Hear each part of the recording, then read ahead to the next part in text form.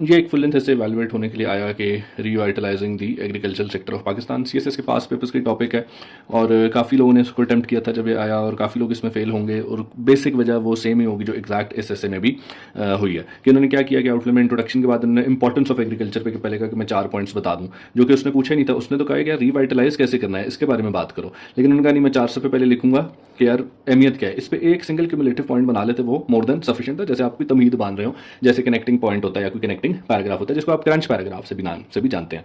फिर उन्होंने कहा कि मैं जरा प्रॉब्लम्स बता दूं कि पाकिस्तान कौन से फेस कर रहा है एग्रीकल्चर सेक्टर में, और ये भी प्राइमरली पूछा नहीं था। और इस पर भी उन्होंने कहा कि जी मैं अगेन मैं 5 सफ़े बताऊंगा, इस पर भी टच एंड गो करना था। मैक्सिमम 3 पॉइंट्स जो देवर मोर देन सफिशिएंट के चलो यार मैं प्रॉब्लम्स का बता देती हूँ, अगर ना भी करते तो कोई मसला नहीं था।